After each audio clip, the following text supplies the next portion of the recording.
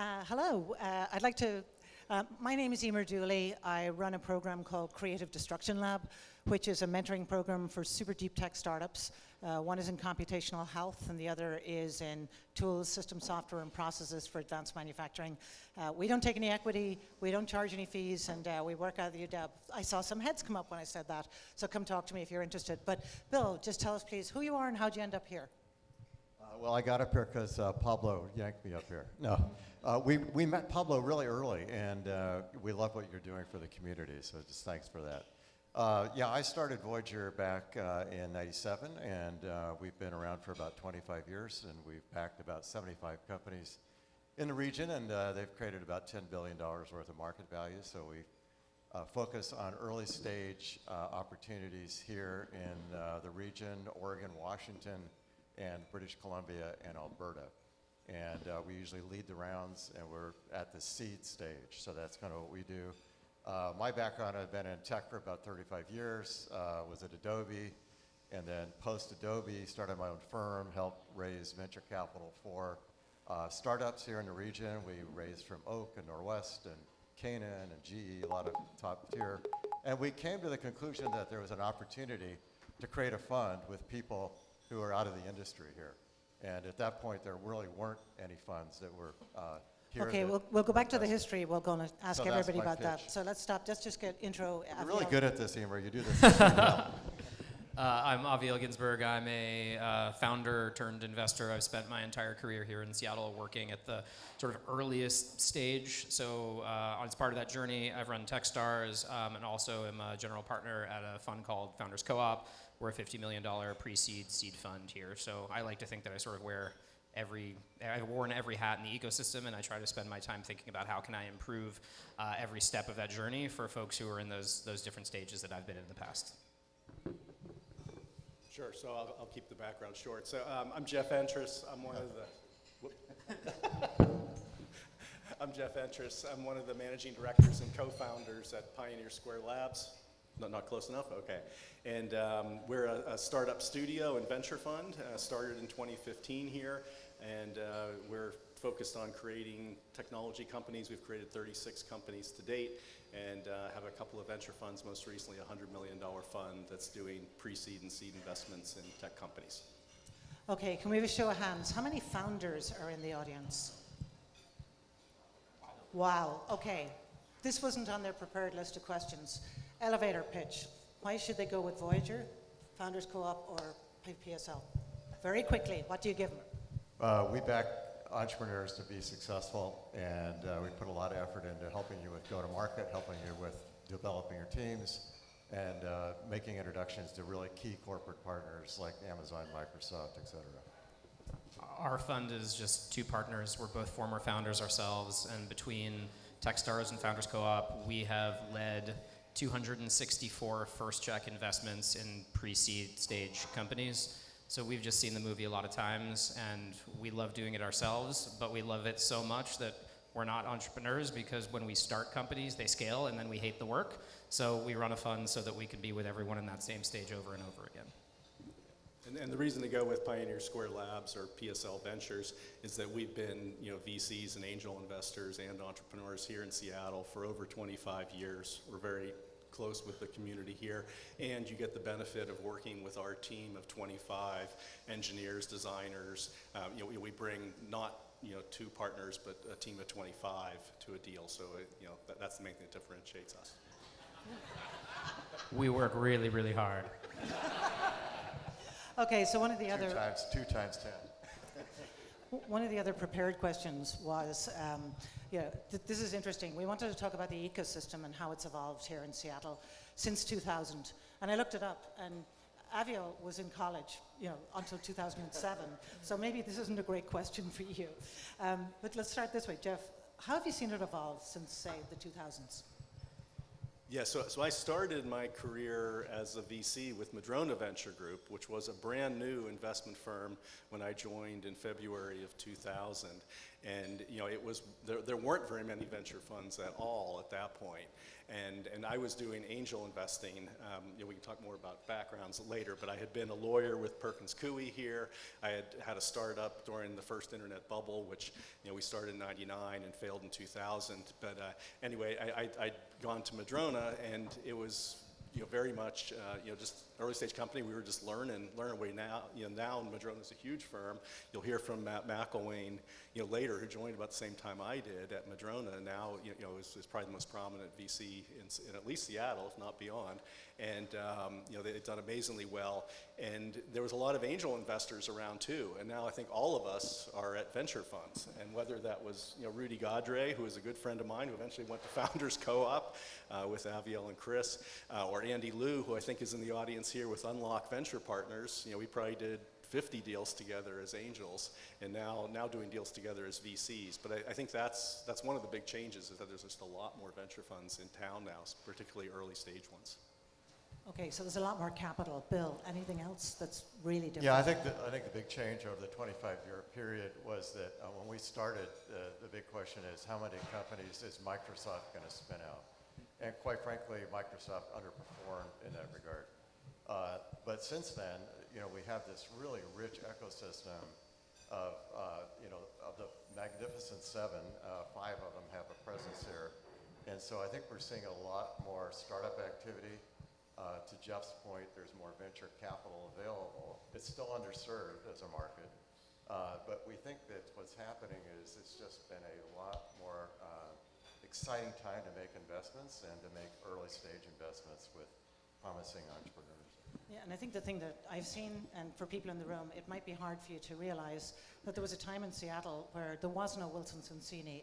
Venture law moved here, and it was literally hard to find 2 people who could sit opposite each other at a table and write term sheets. That has completely changed. There was a time when we said there was no marketing talent in the city. That's completely changed. So Aviel, since say 2007, what have you seen change? Yeah. How about in the last 3 years? Yeah, sure. I could say it. I wanted to quickly say something about that, because I think that was an interesting point in 2007 and 2008. When I moved here, I was coming from the East Coast, and I was like, oh, I'm going to go to a tech community, so either San Francisco or Seattle.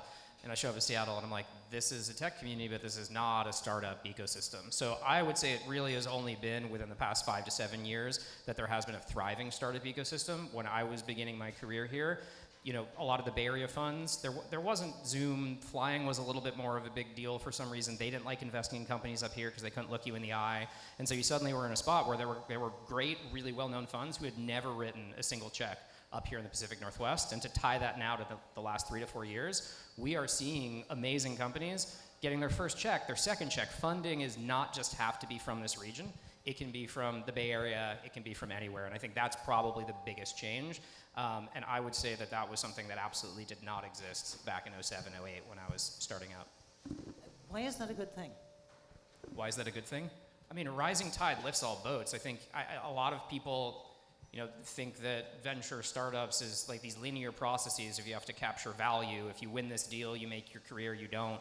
So much of this is circular, and it's not necessarily about when you work with someone, but it's about who you work with and how you get connected and what do you do. And I think ultimately the more money, the better. And I say that even as a VC, knowing that may mean there's more competition for the deals that I'm doing, but that also means there's gonna be more people starting companies because they realize that there's more opportunities for this to happen. So I truly believe we are very much an ecosystem where just please, can we keep lifting the tides?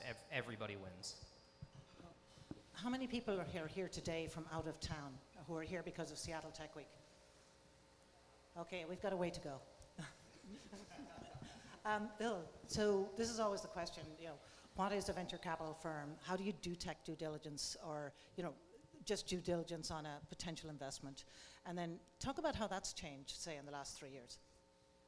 Well, I think we went through a cycle in 21, 22 where we had FOMO going on, so people were not doing any diligence and they were making investments. And, that's going to create a lot of fallout, quite frankly. So what we tried to do is we really looked at two key things. One is this a disruptive or interesting market opportunity that has big potential? So that's a typical VC comment. The second is the founder is really critical, and the founding team. Does this founder have a passion for what they're doing? Do they understand what they're going to do for a customer. That's one of the things we look at a lot. And then how do they think about a culture? How do they think about building that company out? Now, there's other things we do on diligence that typically we use a 6-factor approach. Those are 2 of them, but we also look at whether it's deep technology. We do prefer companies that have some competitive advantage as it relates to the technology. We also look at how you're going to get it to market, and we look at also what the overall business model looks like. But the first 2 are the ones that really count for us. Okay, just Aviel and Jeff, anything different? Yeah, I mean, we're a weird fund. So we looked at the data from the past 15 years. The fund began in 2008, and we looked across all of the investments that we've made and where they came from. And we found that all of our highest performing investments were from within our network. So that either means our LPs, our friends personally, founders that we had backed.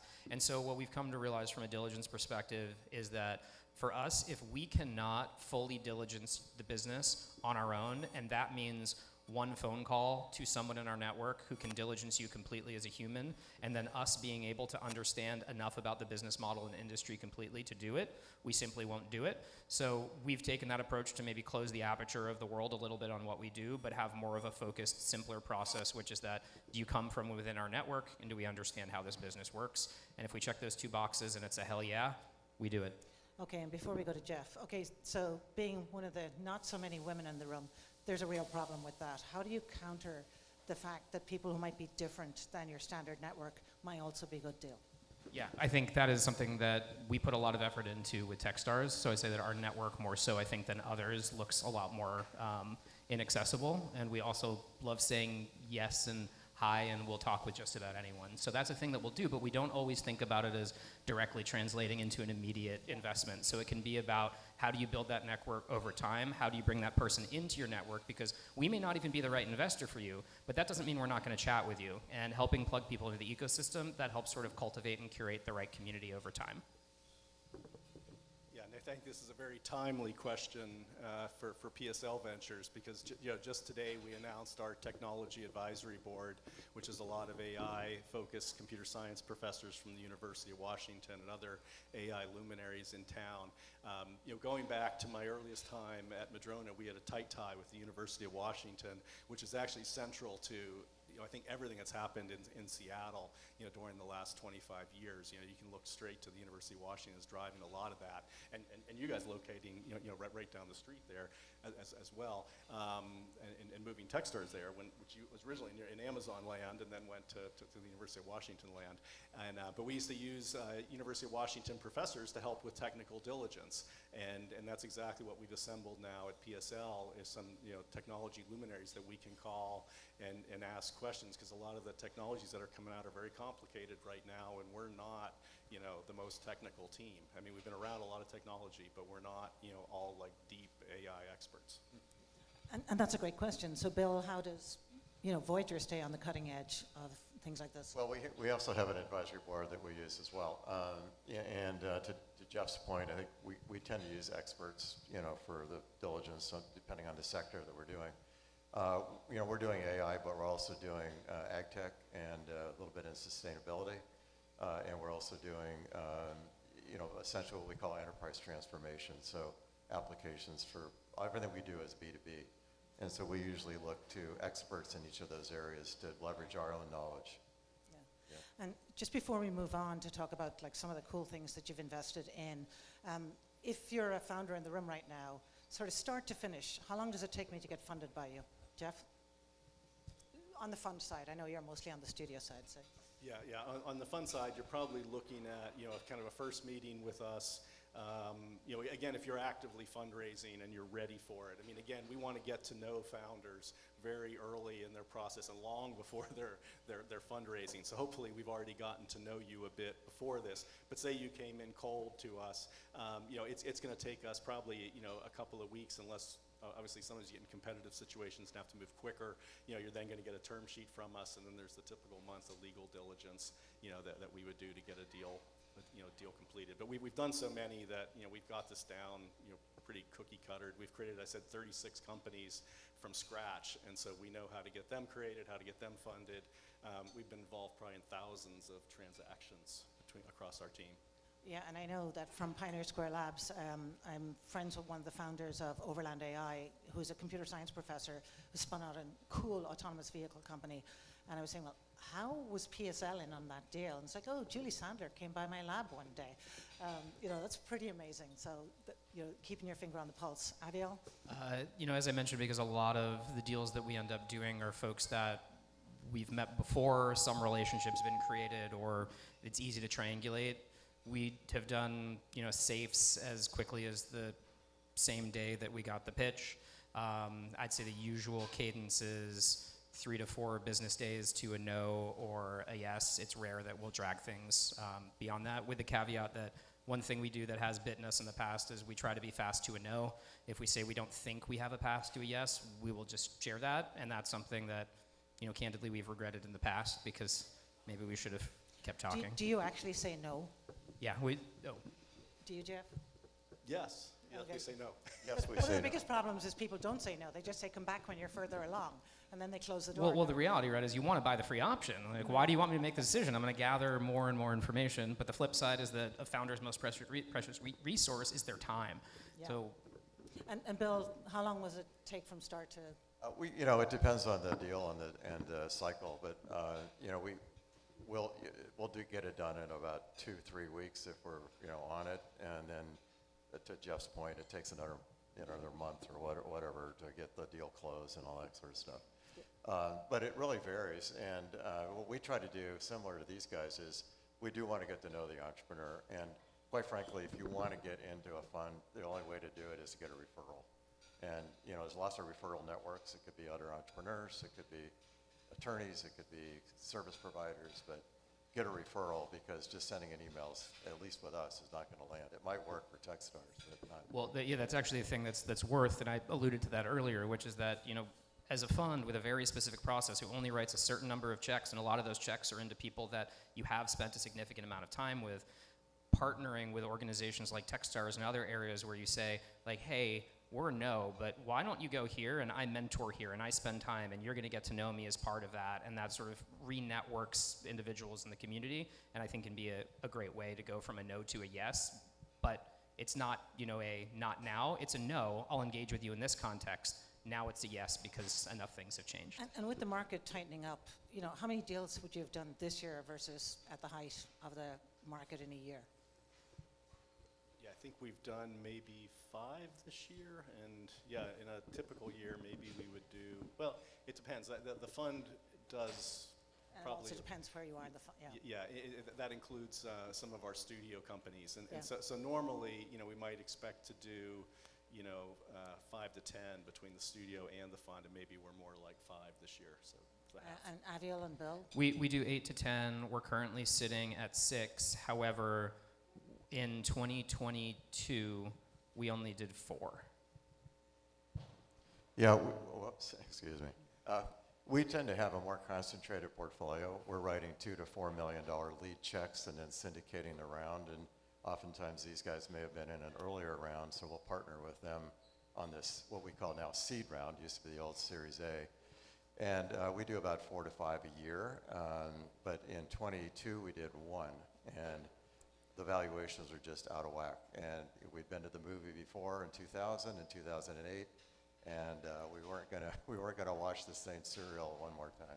Okay, so that's actually good news. I thought that was the who put me in charge of morale question, but it's actually significantly higher this year than last year, than 2022. This year's better than last year. Okay, awesome. So we're going to go and just get a little bit of background stories on each of the people here.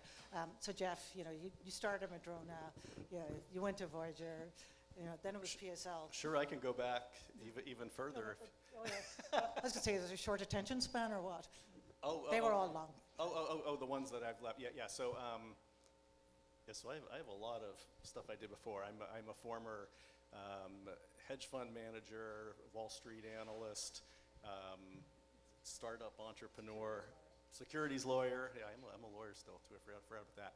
And and so again, I started Madrona. I was doing angel investing as an entrepreneur, well, actually, first as a lawyer when I came out here. All my experience prior to that, which dates back to like the early 80s, when I worked for an asset management company when I was in high school, and then started a hedge fund in the mid-80s with my father, was kind of in larger public equities or fixed income securities. I worked with creating a lot of mortgage securities at a couple of firms, over probably a several-year period. And then I went back to law school, and I came out to Seattle because my wife wanted to live out here. That was actually how we got out here, because I'm from Pittsburgh and she's from New Jersey. And I discovered private companies, and so fell in love with them, started investing in some of my clients as a lawyer, and then invested in other entrepreneurs that I was pitching alongside in 1999 at all the events like this, where I was pitching my startup and meeting other entrepreneurs and then investing in some of their companies as well as mine. And got to know the Madrona folks, and they said, hey, we'd love for you to come here, and keep doing your angel investing too. And so I kept doing that. And so, Madrona, if people met with someone and they're like, hey, you're too early for us, why don't you go down the hall and talk to Jeff and his buddies, and maybe they'll do an angel deal and we'll come in later. And so there are a number of Madrona companies where I was actually in first and they came in later. Other ones we would do together, Isilon Systems being a good example of that, that originally came through. And then maybe let's fast forward. Fast forward. Why PSL?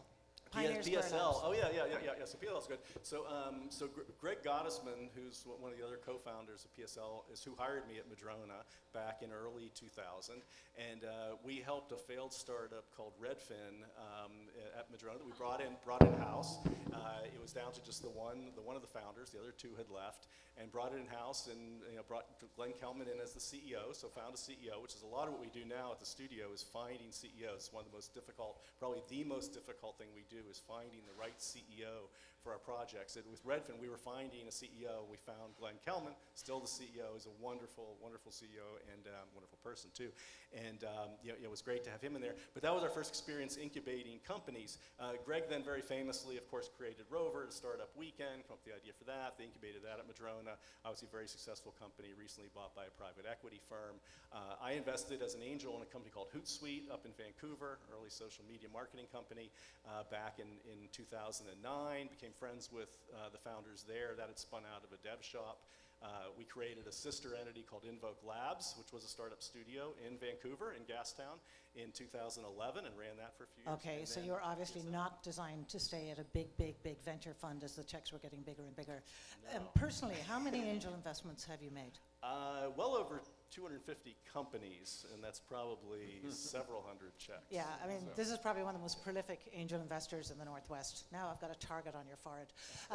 Avial, just briefly, could it just talk about how, Techstars to, it was Founders Co-op? Yeah. So I worked at a Founders Co-op portfolio company, but I was in the same space, and I was naturally finding myself getting pulled in for technical diligence for everything that Founders Co-op was looking at. And at the same time, Founders Co-op brought in Techstars to Seattle as sort of Andy Sack is the one who was running it, who was one of the partners. And part of that was bankrolled by a lot of local VC funds, but a lot of the support came from Greg Gottesman and Madrona. And so when it came to the selection committee, the decision was made that Andy and Greg were going to decide the companies. Now, two people, that's weird. Who's the deciding vote? So Andy came up with the genius idea of how about we have an entrepreneur representative on the selection committee? And I knew Greg because I had just turned down being an EAR at Madrona. Andy was an investor in my company. I was in the physical space, so it sort of worked for everyone. But I think Andy was really nudge. You gotta say whatever I want. But that got me into the selection committee as a 20 some odd founder with just a Series A stage funded company at the time. And so getting to work alongside those two folks and watch what they did was pretty transformative for me. And then because I was in the same space for the first 4 years of the running of Techstars, I ended up being a super active mentor, taking a lead in a lot of things. And that's where I found a lot of my passion versus building my actual company. And so as time went on, I transitioned to become a partner at Founders Co-op. Ran my own Techstars program, and then jointly ran the Techstars Seattle program with Chris DeVore, who was Andy's founding partner at Founders Co-op. Okay, so we're talking about total outliers here, by the way. First thing he says is the first company they put together was this failing company called Redfin, and they brought in Glenn Kelman. I mean, and then you talked about, the first cohort at Techstars had, what, 3 unicorns? Well, it was the 2011. The 2010, we don't really talk about the 2010. Yeah. I was involved in helping select those. Yeah, the 2011 was when I was brought in. That being said, there were the founders of Clay, who's a really, really like hot company right now. Were in that 2010 class. So Bill, tell us about just very briefly how you got to Voyager, but then pick one of the best success stories you want to tell people. Yeah, so we started Voyager. What I did before Voyager is I worked with early stage companies I had mentioned earlier and was making investments.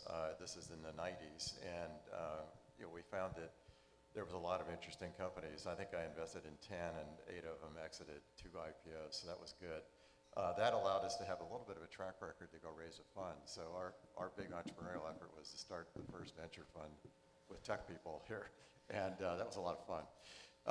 Then, what was the other part of your question?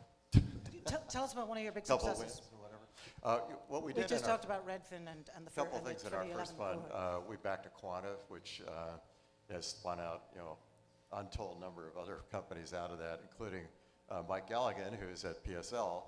So we knew Mike through actually my partner Eric. They were section mates at school. And so Mike founded Aquantive, which was a huge success here, sold to Microsoft eventually for $6 billion, although it had its ups and downs. We also did recently a company called ZipWhip that essentially allows you to enable landlines and 800 numbers for text messaging. So it was very disruptive to customer service, and we just sold that to Twilio for about $1 billion about a year and a half ago before the market crashed, thank God. But we've had a number of other wins along the way. Elemental in Portland was a really successful company bought by Amazon, doing essentially video management. We've done a lot in digital media. We've done a lot in analytics and online marketing over the years. Yeah, and just getting back to the market, from a founder's perspective, it seems like it's hard to get money right now. But if you're a fund, a lot of the institutional funders are sort of locked up because there's no M&A, there's very little M&A going on. It seems like every fund in town right now is trying to raise money. So just talk a little bit about the dynamics of the market from a fund perspective as opposed to a founder. Yeah, it's a terrible time to be raising a fund. Everybody's having a liquidity crunch. There is no M&A. There are a lot of antitrust concerns, so a lot of M&A getting canceled. IPOs are non-existent, and so the institutional investors And have, the good have news, less come on, liquidity. come on. The good news? Yes. How did Amazon and Apple do today? Anybody following their earnings? I think they announced just probably The like market a half was hour down ago. 600. But The market was down Nasdaq like 3% or something, but I think we're waiting on Apple and Amazon. Hopefully it's good news. Nobody knows? Nobody? Really? Oh, okay. That's bad news too. Okay. Aviel. I'll give my thoughts on that. Will you promise to let me talk about the 2011 class one more time? A little later. I have a never before told story. Yeah, we're just coming up on time. Oh, okay, sure. So yeah, it's a terrible time to fundraise. We're just starting a fundraise right now. A thing that we hear a lot is like, we love you guys, your performance is great, but we're massively over allocated to venture and we haven't gotten any liquidity, so the timing's just not right. We've gone back to folks to be like, hey, but our 2018 fund, we've already given you all of your money back. And they're like, well, none of the other funds had, so we added some other funds, so sorry.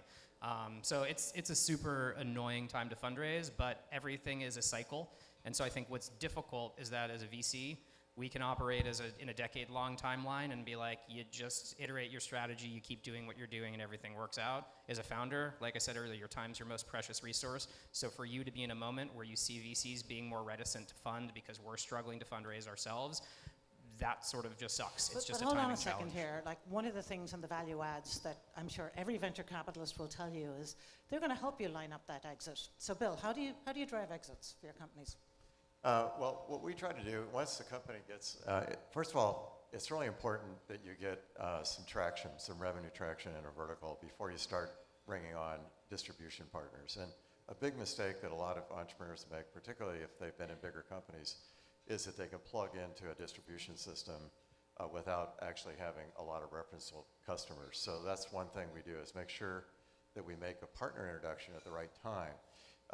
And what I would encourage you to do as an entrepreneur is, once you do get revenue traction, is think really carefully about who those partners are because many times they're the one that makes the first offer. And so what we try to do is be pretty proactive. We have a whole way we work on making these introductions to get the entrepreneur, going with a key partner. And if that can happen, and you get that first offer, and then you're in a market segment that's attractive, then there's an opportunity to get second and third offers. And this is exactly what happened with ZipWhip, where we made a couple introductions. We helped them talk to Amazon, talk to Microsoft. They had Twilio as a customer. We had Morgan Stanley running the book, and Morgan Stanley knew Twilio really well. And we waited till the last minute to talk to Twilio, and they bid it up. Fortunately, in that deal, we had three options. We could either take the company public, which is a good decision not to take. We could take it a SPAC. We got a SPAC offer that we brought in, and then we could sell it, and we sold it at the right time. Because if we'd gone public or done a SPAC, how many people think there's any SPACs that have made any money? We've got just So a couple of anyhow. seconds left. So one of the things I want to ask, like I always say to students, all life is pattern matching, right? The reason you do case studies is you can pattern match things. So for somebody who's done 240 or whatever it is, angel investments, you have the network, it's all developed, making those things happen is easy for you. Aviel, as being sort of a little more early stage in your career, how do you build that capability to push and create opportunities? Because one of the things for founders is that angels a lot of the time can't facilitate exits. This is a huge value add of people who've been through it. As a younger, earlier stage fund person, how do you build that muscle? I think a superpower, in the earlier part of your job as a fund manager is talking to as many people as possible, but not just having conversations, but showing value.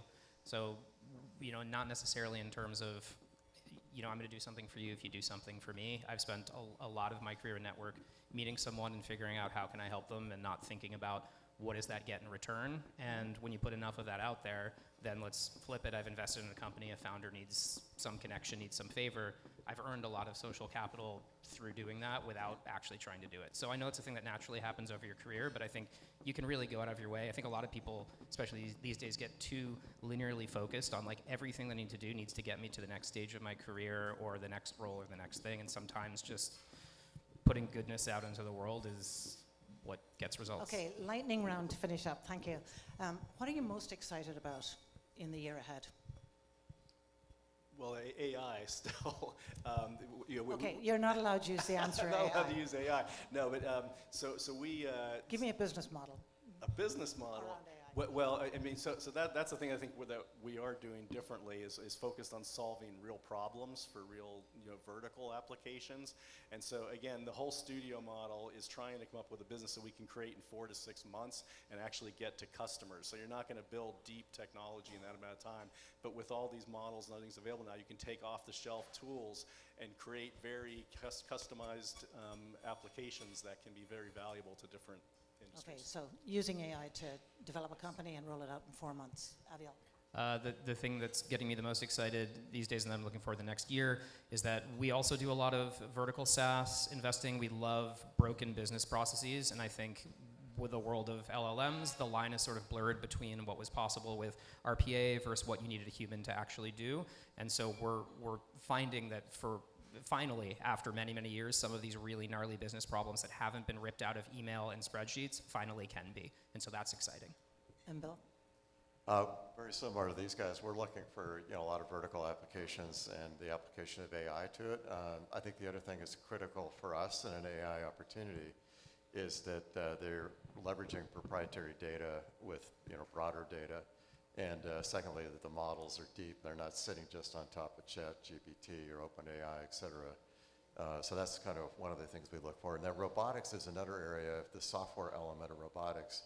We have a company called Carbon Robotics. It's one of our fastest growing ones. This does laser weeding, but fundamentally it's AI applied to reading the field and zapping the weeds, and also increasing yield, crop yield as well.